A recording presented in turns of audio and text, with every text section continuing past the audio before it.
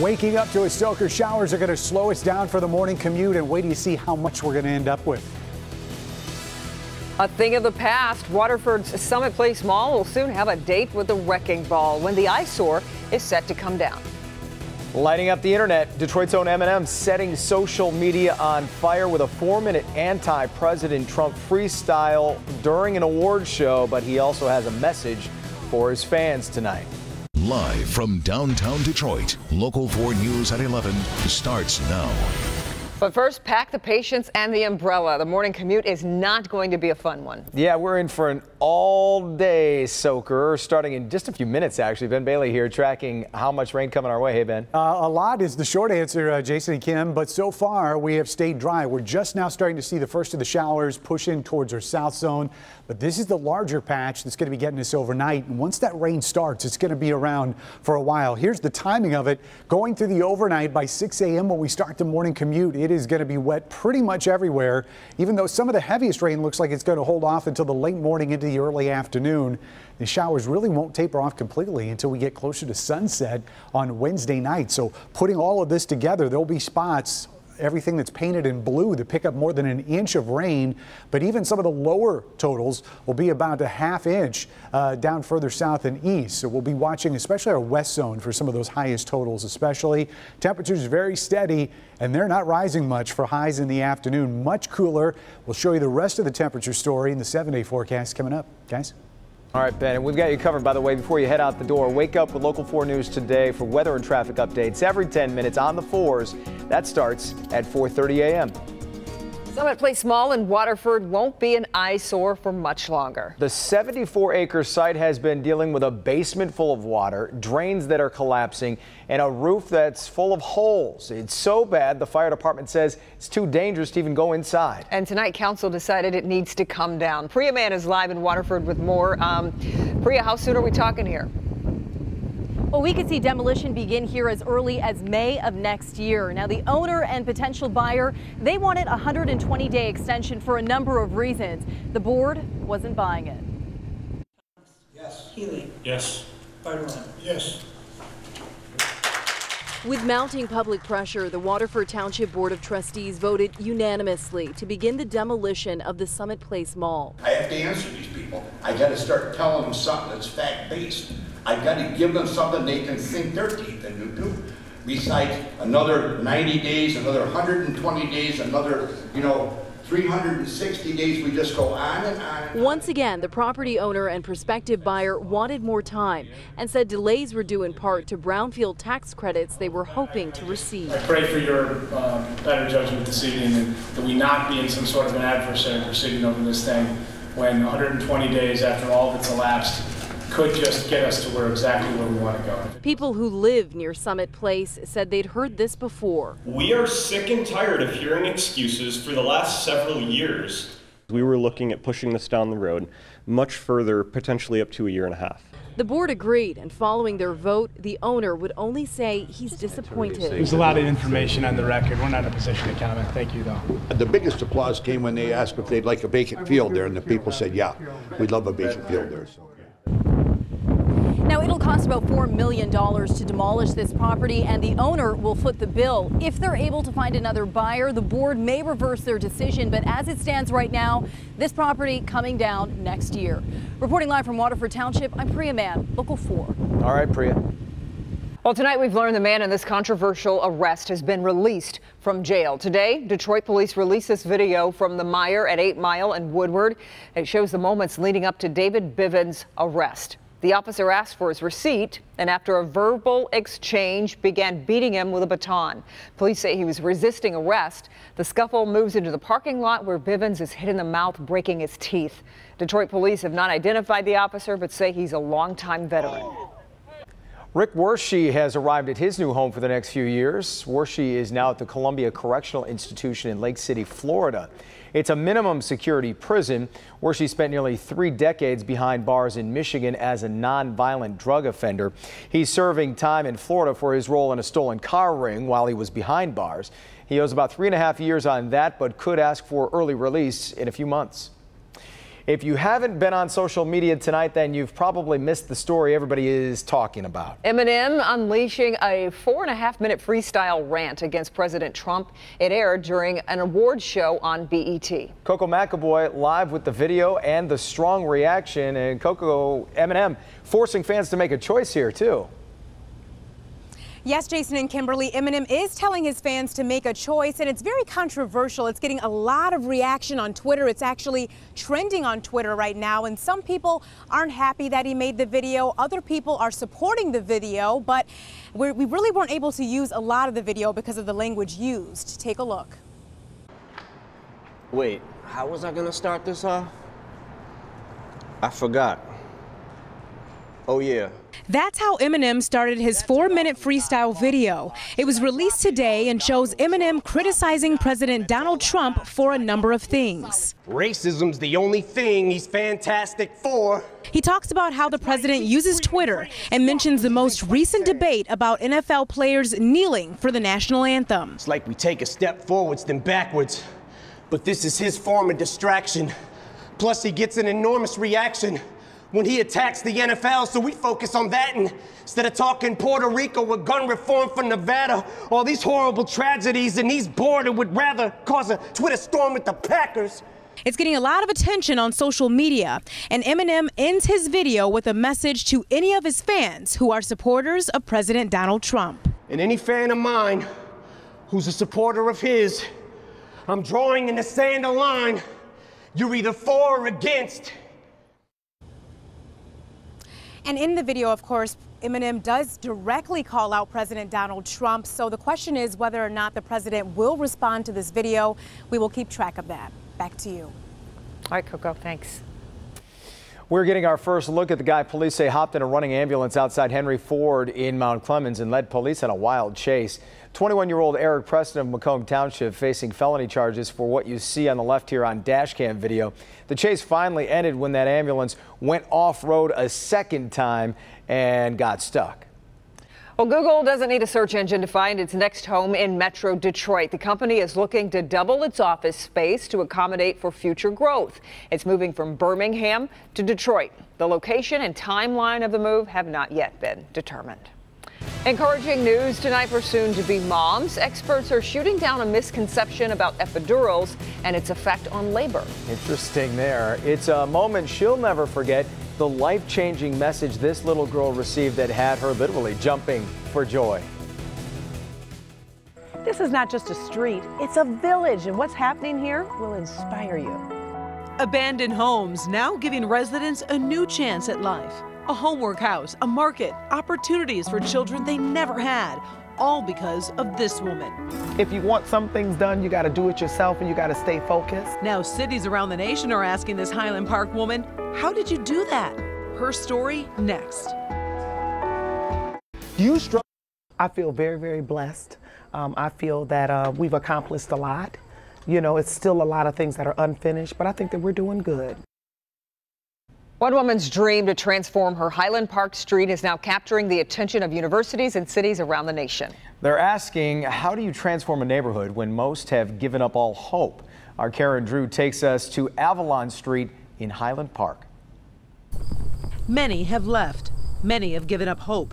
Many saw no future on Avalon Street, but not Shamaim Harris, also known as Mama Shu. I just think about the mission. I think about the beautiful thing that we're building here in the city. I think about how much is needed. We first met Mama Shu a year ago and promised we would be back to show what was changed. Yeah, oh, way too. Recently, she took us on a tour of some of her accomplishments. All of the insulation walls and fixtures and floors. Okay. But the main, most expensive things have been done. This forgotten home is turning into a homework house. School supplies have been collected. We need paint to paint. For kids who don't have a safe place to go after school. They're already bussed out of here, and then they come back. At least they can come here, do their homework, have a full meal. This is one of 29 properties Mama Shu owns. Most she purchased with her own money, along with donations. 7 properties were donated to her, like these 2 homes recently given to her by the Wayne County Land Bank. We have a lot of homes in Highland Park that need some tender loving care, and we're very excited to donate them to Avalon Village, where someone has a vision for their renovation and rehabilitation. That was really good. I was really excited. I'm like, wow, 2 whole houses? Oh, wow. And look at this. This shipping container has turned into the Goddess Market. And I wanted to make sure that it represented us, the feminine energy. Inside, items made by residents can be sold. This is a way where they can actually come and work their crafts and do their special artwork and things like that and actually sell them. At first glance, this looks like a rundown gas station, but it's so much more. Last year, Mama Shu bought this property. Now we're finding out the DEQ is removing those old storage tanks underneath, clearing up the contaminated soil and fixing the broken sidewalk. And the result will be the Blue Moon Cafe. And the sound of success echoes through Avalon Street. Mama Shu organizes events like band camp to educate and inspire the kids. He was actually asking about learning to play saxophone, and he had never touched it prior to 2 weeks ago. And I was so impressed with the fact that they're already playing scales just from memory. This is the Avalon Village office, Mama Shu's front porch. But thanks to the Ellen Show, Isn't that gorgeous? she was given this structure. Avalon Village City Hall. I like that. Which once completely set up will turn into the main office space and a place for neighborhood meetings. Her one-block mission now has turned into a goal of transforming all 4 blocks of Avalon Street. And not only are local leaders noticing, Mama Shu is traveling the country, speaking to universities and other cities who are asking her to teach them how to turn blight into beauty. Some people don't want to do it as big as this. It may just be a house or a couple of houses or a lot or something. She says it feels good to help others and is overwhelmed by the attention. I just think about the mission. I think about the beautiful thing that we're building here in the city. I think about how much is needed. I have a good time actually doing this. Mama Shu is still trying to raise funds to complete that homework house. She's hoping companies or individuals would be willing to adopt a room in that house so it can be completed. We posted all the information on the Avalon Village on our news page of clickondetroit.com. I'm Karen Drew. Back to you. Okay, Karen, and we've just learned that Mama Shu will be honored for her work later this week at the Wayne County Excellence Breakfast, and that is just fantastic. I wish we could clone Mama Shu and have another one of her in a lot of different communities. Oh, so true. And I just love that she's doing so much good in Highland Park. You see how great it once was. Yep, that's great to see it come back. Now here's a look at what Dr. Frank McGeorge is working on for tomorrow night. It's a midlife crisis a sports car can't cure. Everybody doesn't want to say they're lonely because it makes you feel like a loser. It's a given that women are much quicker to pick up the phone, much quicker to have lunch. I'm Dr. Frank McGeorge. Tomorrow night at 11, why so many men are feeling isolated and the negative impact it's having on their health. I'll show you the simple changes that can help tomorrow night at 11. Well, we know for sure you're going to need an umbrella tomorrow, at least at some point. And sounds like the commute's going to be nasty, or could be. You know, in my line of work, saying be sure about something is usually a recipe for disaster. I went out on a limb. I mean, you can say it. I'm saying it. I very seldom do, but I'm calling it. It's a good chance that you're going to need an umbrella tomorrow. Here comes the rain. At least a few showers of it is just going to move into the south zone here in the next few minutes. Probably some of that's already reaching the ground in southern parts of Lenawee County, but the bigger push of moisture is coming in off of Lake Michigan. You can see that just now in the southwest corner of the state. So I think by about 2 a.m. or so, we'll start seeing that rain here. Once it sets up shop, it's going to be here for a while and probably lingering in to maybe even the evening hours tomorrow. This was a look at sunrise this morning in Rochester Hills. Beautiful colors out there between the pine and the oak, but I doubt we're going to see any colors but gray tomorrow morning. Lots of clouds and definitely rain around as we start out the morning. Here's a look now at downtown Detroit is where it's 60 degrees. This is likely going to be our high temperature for the day on Wednesday, so assuming we stay there for about the next 43 minutes, temperatures will fall as we head towards sunrise and probably not recover all that much. We'll look at that in your 4-zone forecast in a minute. Most spots are in the 50s. One of the warmest spots is Metro at 60, and you see 62 down at Monroe right now. If you were watching earlier, our Priya Mann's live shot, you saw some gusty winds up there near Pontiac. 22-mile-an-hour gust is what we're reporting, but that's one of the only spots that's reporting it. Otherwise, sustained winds are about 10 to 15 miles an hour across the area right now. So we've got the rain moving in, and notice how long that it lasts. Once we get towards 8 o'clock tomorrow night, overnight, that will finally taper off. Again, leaving some places with as much as an inch of rain, especially in our west zone where we think some of those rainfall amounts will be highest. Even the lowest spots could be ½ inch to 6/10 by the time this rain is done with us, and we need the amounts. The timing of it's not great. It would be nice to just have it all come overnight and not linger into the commute, but that is going to be the case tomorrow. And then once we get into Thursday, clouds still with us. There's a chance we could see a very spotty shower, especially in the second half of the day, but most of Thursday is going to be dry. It looks like some of those clouds may hang around into Friday morning. So hope you get your fill of sunshine earlier this week, because we're getting in a stretch where we're not going to see much of it. 54 tonight, rain arriving after midnight, probably closer to 2 a.m. in most spots. High temperatures going to be coming right around midnight. So this is a look at the afternoon numbers, slightly cooler. We're about 58 in the city and not much different across the rest of the area. South zone afternoon temperatures 56, 57 is what we're expecting. A little bit cooler here in our west zone, ranging all the way up to 54 in Genesee County. And some spots in our north zone will barely get into the 50s tomorrow afternoon, and that's up in Sanilac County. Sandusky at 51, Lexington at that same number, and down towards M59 we're looking at mid-50s. Otherwise, temperatures will rebound once we get into Thursday, back near average into the 70s on Friday. We finally get some sunshine back, at least late on Friday, but most of the weekend is looking wet. Showers pushing back in late Saturday. Could be lingering for the marathon on Sunday morning, so we'll be watching that. But notice that those morning lows, not really all that chilly. 50 to 60 this time of year is pretty good. Yeah, for sure. Get those umbrellas out. For sure. All right, Ben. But if you don't need one, just talk to Ben tomorrow. We're back with a video very appropriate to run just a while after watching This Is Us. The story behind this hug that will have you blinking back tears. Also, why a judge has decided to stop his own ruling and what's next in a custody case that began with a sexual assault. That's next. Do you struggle to get your children out of bed in the morning? I'm Dr. Frank McGeorge. Tomorrow at 6 a.m., a local sleep expert shares the best way to wake up your kids and start the day in a better way.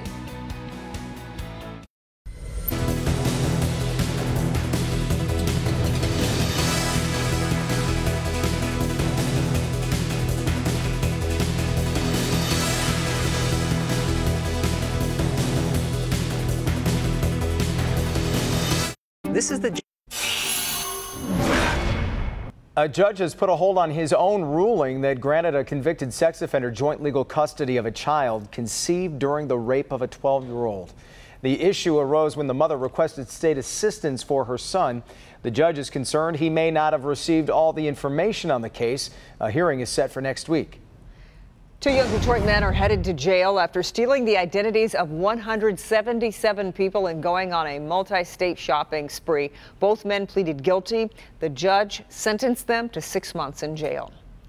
A call to go to the school office is never a reason to jump for joy, but in the case of an 11-year-old girl in Utah, it was the best call ever. This video shows the moment the school's office manager told Tana Butterfield she and her 2 siblings were being adopted. Tana and her siblings have waited for 2 years, wishing their foster parents would become their forever parents, and now they are a forever family, and that was her getting the good news. She was ecstatic. That's fantastic. All right, some good news for expectant mothers. A new study shows that epidurals do not prolong labor. Researchers compared effects of epidural patients to patients who received a placebo during labor. The group that received the placebo, not surprisingly, reported significant amounts of pain, but the length of labor was similar in both groups, and epidurals did not increase the risk of C-section or fetal distress. While most dogs wag their tails, a lovable pup from South Dakota wags her tongue instead. This St. Bernard named Moki holds the Guinness World Record for the longest tongue on a wow, that is a long tongue. The tongue was officially measured at 7.3 inches in length. Jeez. Moki, who was rescued by her owners when she was about 2 years old, will be featured in the Guinness upcoming Amazing Animals book. Who comes up with the longest tongue record in the first That is a long tongue. Looks like she can lick her eyeballs almost, like the tongue can reach all the way up. Whose job was it?